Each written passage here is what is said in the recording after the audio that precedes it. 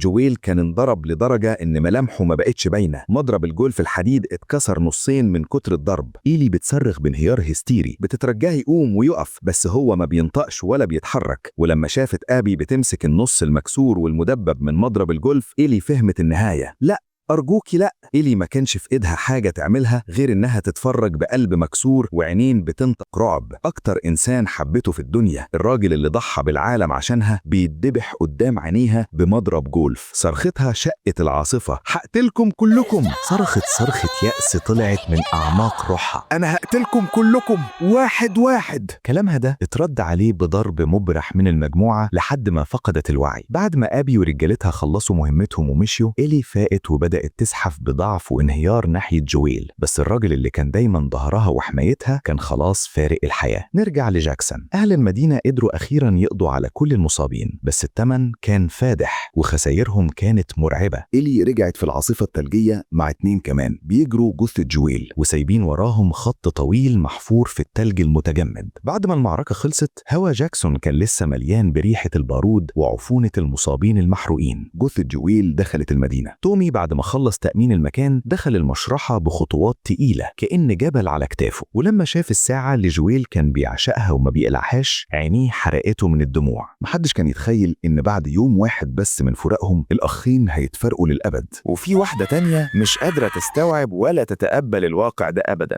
إيلي. كل ما تفوق من النوم مشهد قتل جويل بيتعاد قدام عينيها كأنه فيلم شغال ما بيقفش. في غمضة عين عدى 3 شهور، والزمن كعادته أثبت إنه عنده قدرة غريبة على مداواة الجروح، أو على الأقل تخديرها. جاكسون بدأت تسترد عافيتها واستقرارها واحدة واحدة. الدفاعات والأسوار اتبنت من تاني وبقت أقوى من الأول بكتير. النهاردة هو اليوم اللي إيلي هتخرج فيه من المستشفى. جروحها الجسدية خفت ولمت من زمان. السبب الوحيد اللي كان مخليها قاعدة كل ده هو إن الدكتورة النفسية كانت رافضة تديها تصريح الخروج. الكل عارف ومتأكد إن موت جويل كان أكبر وأقصى ضربة خدتها إيلي في حياتها، ومع ذلك هي بتبان قدام الناس كأن مفيش أي حاجة مأثرة فيها، جبل وما بيهزوش ريح. الدكتورة النفسية بخبث فتحت معاها سيرة الماضي قصده. اتكلمت عن خناقتهم الكبيرة ليلة راس السنة اللي طلعت إنها كانت آخر محادثة تجمع بين إيلي وجويل قبل ما يموت. الكلام نزل على قلب إيلي زي الخناجر بيقطع فيه، بس هي فضلت محافظة على نبرة صوتها الهادي البارد، وقالت للدكتورة إن كل ده ماضي وانتهى، وإن النسيان والتجاوز هو الحل الوحيد اللي قدامها دلوقتي. الدكتورة حست بالرضا عن الإجابة دي، بس أول ما إيلي خطت بره باب المستشفى، قناع الهدوء والبرود اللي كانت لابساه اتكسر ووقع 100 حتة. المشهد بياخدنا لبيت جويل. بوكيهات ورد مالية العتبة بره بتوريك قد إيه الراجل ده ساعد ناس كتير ووقف جنبهم في حياته. إيلي جمعت كل شجاعتها اللي فاضلة ودخلت البيت. كل حاجة مترتبة ومحطوطة زي ما سابها بالظبط، بس رغم كده المكان كان غريب وموحش بشكل بيوجع القلب. على السرير كان في صندوق أحمر ملفت، تومي كان مجمع فيه حاجات أخوه. جوه الصندوق جنب الساعة كان مسدس جويل اللي دايما كان بيشيله. بدون أي تردد إيلي سحبت المسدس وحطته في حزام بنطلونها، ولما لفت وشها ناحية الدولاب شافت الجاكيت اللي جويل كان دايما بيلبسه. الدموع نزلت زي الشلال على خدودها، ما قدرتش تحبسها ولا تكابر أكتر من كده. في اللحظة دي الباب خبط. إيلي مسحت دموعها بسرعة. دي دينا. لما عرفت إن إيلي خرجت من المستشفى عملت لها علبة بسكوت كهدية واعتذار في نفس الوقت. دينا اعترفت لإيلي إن طول فترة وجودها في المستشفى هي كانت مخبية عليها سر كبير. هي كانت عارفة مين قتل جويل. فضلت ساكتة وما قالت لهاش عشان كانت خايفة إن إيلي تشيل المحاليل وتطلع تجري زي المجنونة عشان تنتقم. إيلي فضلت هادية تاني، وده بيثبت إن دينا أكتر إنسانة فهماها وحاسة بيها. من دينا إيلي عرفت إن الست اللي قتلت جويل اسمها آبي، وبتنتمي لجماعة اسمها جبهة تحرير سياتل أو WLF. دينا لمحت في يوم شعار راس ديب مرسوم على واحدة من شنطهم، وده رمز الجماعة دي. إيلي راحت لتومي فورا عشمانة إنه يروح معاها سياتل عشان ياخدوا بطار جويل، بس جاكسون لسه بتتعافى من الهجوم، وتومي عضو في مجلس إدارة المدينة وما ينفعش يسيبهم ويمشي. بدل ما يرفض وخلاص اقترح عليها طريق شرعي، تقدم طلب رسمي للمجلس. لو وافهم المدينة هتبعت فريق مسلح بالكامل لسياتل. الانتقام لجويل بقى هوس راكب إيلي وما بيسيبهاش. جيسي قائد الدوريات هو كمان عضو في المجلس، وإيلي كانت بتأمل إنه يقف جنبها ويساعدها، بس جيسي شرح لإيلي إن المجلس لازم يسمع رأي أهل المدينة الأول قبل ما ياخد قرار. القرار. كل اللي في إيد إيلي تعمله دلوقتي إنها ترتب أفكارها وتجهز نفسها عشان تقنع الناس كلها بكرة في الاجتماع. تاني يوم الصبح بدري كل سكان المدينة اتجمعوا في قاعة المجلس، ولما انطرح سؤال نبعت فريق قتالي عشان ننتقم لجويل ولا لأ، ممثلين كتير بدأوا يقولوا رأيهم. في ناس خافت إنهم لو بعتوا مقاتلين بره ده هيضعف دفاعات المدينة، طب افرض المصابين هجموا تاني. وناس تانية مسكت ميكروفون الأخلاق والتسامح وقالوا إن جاكسون لازم تكون أحسن وأرقى من أعدائها، وما ينفعش يمشوا ورا غريزة الانتقام ومبدأ العين بالعين اللي هيعمل عالم كله.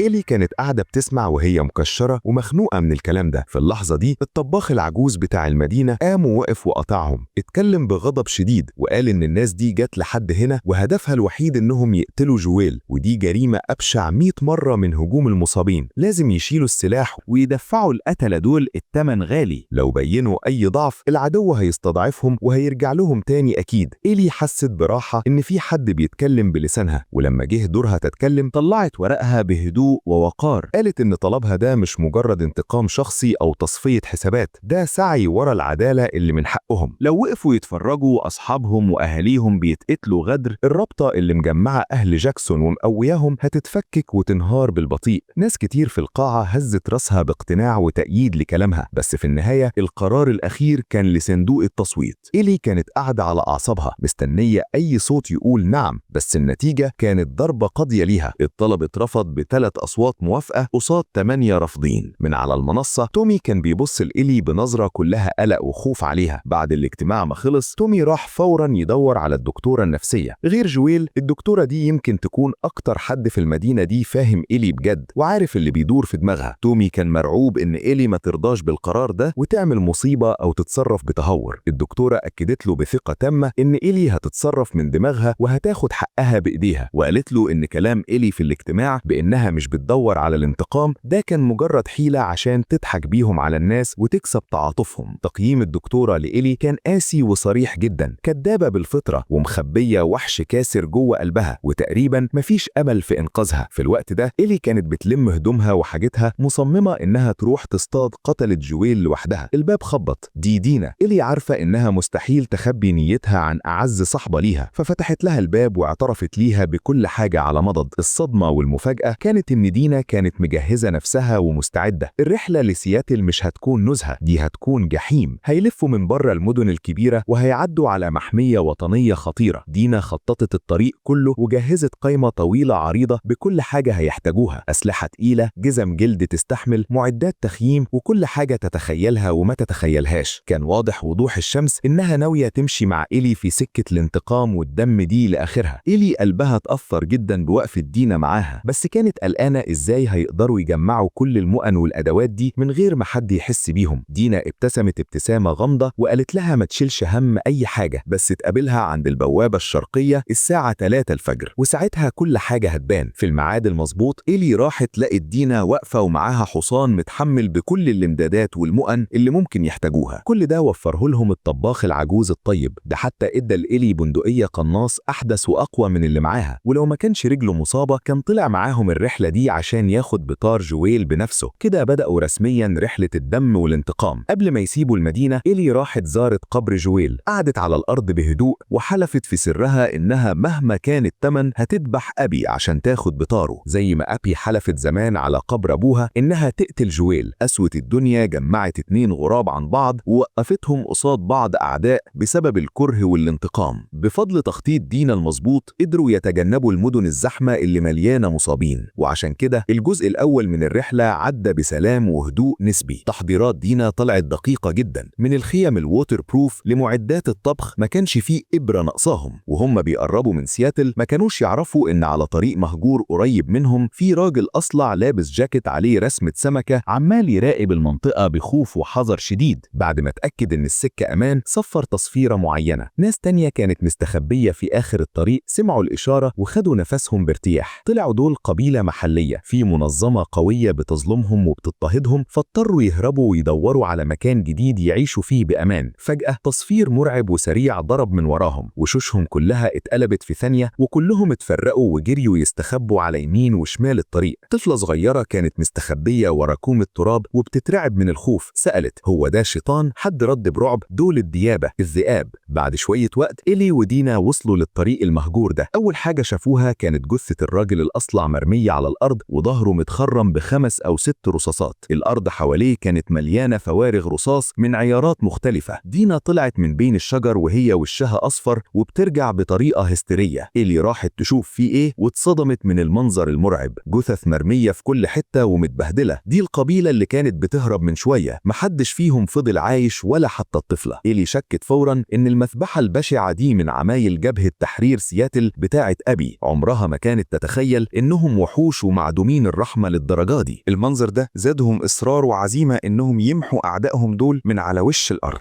دلوقتي بقوا على مشارف سياتل، عربيات خردة وحاجات مرمية في كل مكان. إيلي ودينا وقفوا مبهورين من المنظر اللي قدامهم. تحت نور الشمس فروع شجر ونباتات متسلقة ضخمة لفة حوالين ناطحات السحاب القديمة زي التعابين العملاقة. المدينة طالعة زي هيكل عظمي ضخم اللحم داب من عليه، بس في عين إيلي المنظر ده كان فيه جمال هادي وغريب. البنتين لفوا الحصنة بتاعتهم واستعدوا عشان يدخلوا قلب المدينة، بس اللي ما كانوش يعرفوه إن من فوق مبنى عالي في حد بيراقب كل حركة بيعملوها. الراجل ده كان واحد من المجموعة اللي ساعدت أبي في قتل جويل. بعد ما بلغ في اللاسلكي إن كل حاجة تمام، كذا عربية مدرعة ظهرت من بعيد، وراها قوة كبيرة ومدججة بالسلاح من مقاتلين جبهة تحرير سياتل. دي مش مجرد عصابة صغيرة، حجمهم وقوة تسليحهم تتقارن بقوة مدينة جاكسون بحالها. لو إيلي ودينا كانوا يعرفوا إن منظمة أبي بالقوة والجبروت ده، عمرهم ما كانوا هيدخلوا سياتل بالتهور ده. حتى لو جاكسون بعتت كل رجالتها، النصر ما كانش مضمون والعواقب كانت هتبقى كارثية. أبطالنا ما بقوش بس بيواجهوا أمواج ما بتخلصش من المصابين، لا،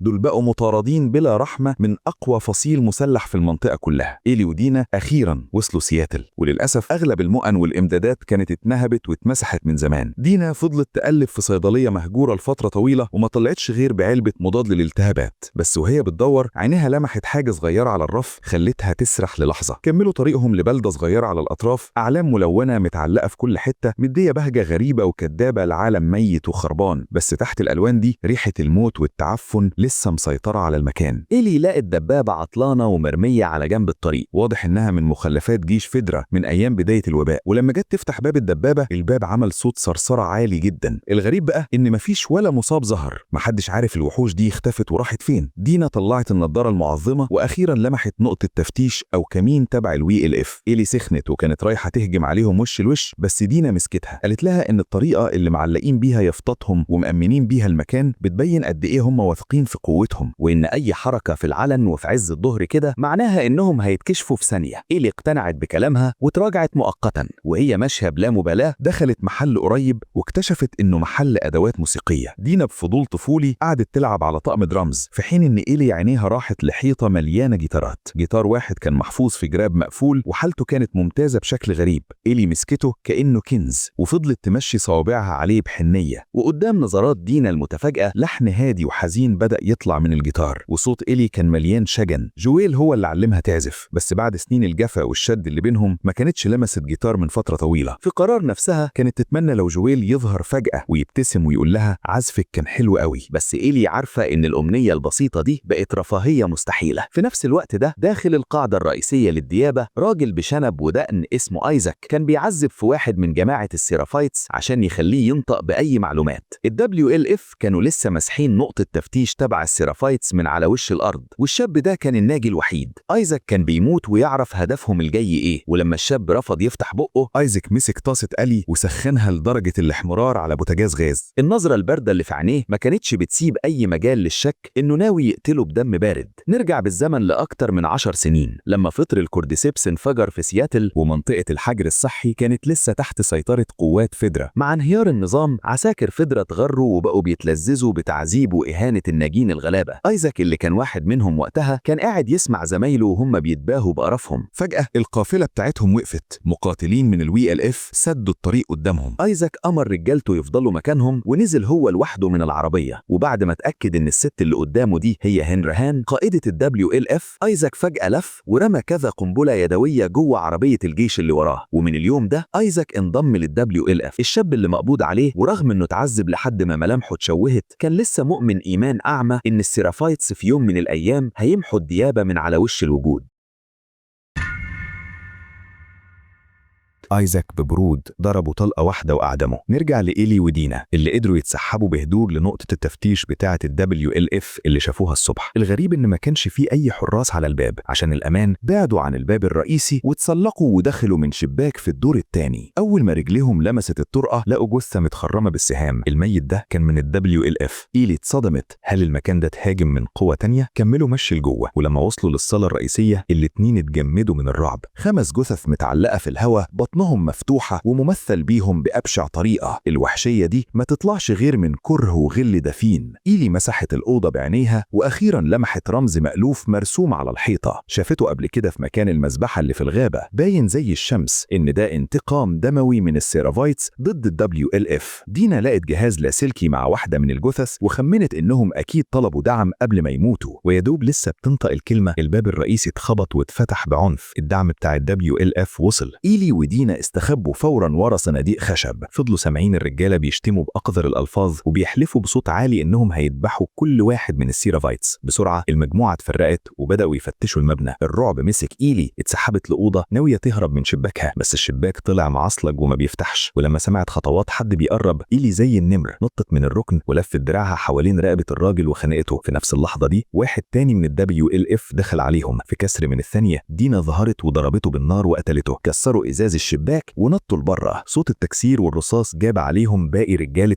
WLF، وده أجبر إيلي ودينا إنهم يجروا بأقصى سرعة عشان ينجوا بحياتهم. مخرج الطوارئ اللي ورا كان مقفول بباب حديد. فضلوا يجروا زي المجانين بيدوروا على أي مخرج. لحسن الحظ لقوا فتحة ضيقة جدا جنب باب جانبي يدوب تكفي أجسامهم الصغيرة إنها تعدي منها بالعافية. رجالة WLF وقفوا قدام الفتحة بيبصوا بقلة حيلة، ومفيش في إيدهم غير إنهم يطلبوا دعم باللاسلكي. إيلي ودينا عفروا وسط الأنقاض لحد ما اكتشفوا إنهم بقوا جوه نفق مترو، وهم بيستعدوا يكملوا لمحوا نور كشافات جاي من بعيد. WLF لسه وراهم. إيلي اتوترت، المكان ضيق ومقفول وده معناه إنهم هيتكشفوا عاجلا أو آجلا. ولا واحدة فيهم كانت واخدة بالها من الفطريات اللي مغطية الأرض. تحت نور الكشافات الفطريات بدأت تتحرك. إيلي ودينا كتموا أنفاسهم واستخبوا ورا الصخور والعدو بيقرب. فجأة جيش من المصابين انفجر وطلع من العدم. إيلي اتفزعت وشدت دينا وطلعوا فوق سقف عربية مترو. الناحية التانية رجالة WLF اتفرموا تحت هجوم المصابين في ثواني. ما بقاش قدامهم حل غير انهم ينطوا جوه عربية المترو نفسها، والرعب الأكبر ان العربية من جوه كانت مليانة هياكل عظمية. اضطروا يزحفوا على ايديهم ورجليهم عشان يعدوا. زئير المصابين الغضبان كان بيرج المكان بره، ويدوب قفلوا الباب مصاب من نوع كليكر ظهر لهم. إيلي فضلت تضرب نار من غير توقف، والمصابين التانيين بيحاولوا يكسروا الباب ويدخلوا. دينا لمحت فتحة تهوية في السقف واتسلقت بسرعة، والمصابين بيقربوا سحبت إيلي وراها بالعافية. اجري ناحية السور الحديد. فضلوا يجروا على سقف المترو ناحية قدام، بس المصابين لمحوهم. سور حديد كان سادد الطريق قدامهم، نطوا من عليه يدوب قبل ما القطيع يلحقهم. عند مخرج المحطة إيلي اكتشفت ان الباب الدوار معلق،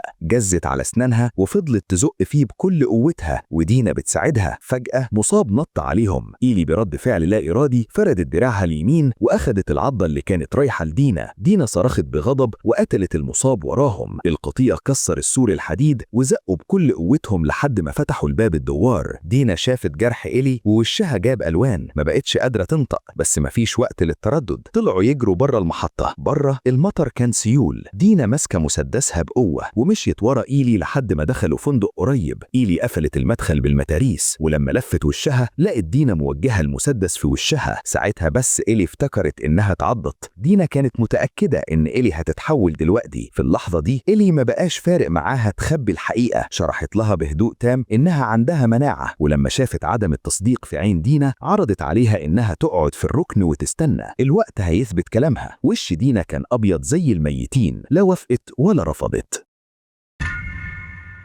إيلي غفلت شوية وصحيت على صوت المطر. دينا كانت لسه قاعدة بتبصلها. الوقت عدى نص الليل. لو إيلي كانت هتتصاب كانت اتحولت من زمان. ولما إيلي كشفت لها عن الجرح لقيته زي ما هو ومفيش أي تغيير. دينا أخيرا صدقتها. الدموع ملت عينيها والإحساس بالذنب كان هيقتلها. دي كانت هتموت أكتر إنسانة بتحبها في الدنيا. الاتنين حسوا إنهم نجيوا من كارثة محققة، ومشاعرهم المكتومة انفجرت وطلعت كلها. تاني يوم الصبح صحيوا وهم حاسين بدفى وحنية غريبة. إيلي كشفت عن أكبر سر في حياتها. حياتها. التاتو اللي على دراعها مرسوم مخصوص عشان يداري عضة قديمة. وهنا دينا شاركتها سرها هي كمان. هي حامل من فترة وهي في الصيدلية لقت اختبارات حمل، ولأنها كانت شاكة عملت الاختبار والنتيجة طلعت إيجابية. إيلي عارفة إن أبو الطفل ده هو جيسي قائد الدورية، بس دينا مفيش في قلبها أي مشاعر ليه. هي بتحب إيلي، ومع وجود طفل في السكة الاتنين ممكن يبنوا عيلة لوحدهم. فجأة صوت اللاسلكي بتاع ال WLF اشتغل. السيرافايتس شنوا هجوم. حد في اللاسلكي اقترح ينقلوا الجرحى لليك هيل. إيلي استنتجت فورا إن ده أكيد المقر الرئيسي لل WLF، وأبي عدوتها اللدودة أكيد هناك. صوت الانفجارات كان بيرج المدينة الخربانة. دينا بصت في الخريطة وحددت مكان ليك هيل بسرعة، ولأنها عارفة إن دينا حامل إيلي قررت تروح لوحدها. بس دينا رفضت رفض قاطع، كانت مصممة إنها تمشي معاها. وزي ما اتكلمنا إيلي ودينا لوحدهم مفيش أمل يواجهوا قوة ال WLF الجبارة دي. إيلي واقفة في نص الضياع مش عارفة تروح فين ولا تعمل إيه. استنونا في الجزء الثاني لأن الجاي أصعب بكتير من اللي فات. أشوفكم الحلقة الجاية.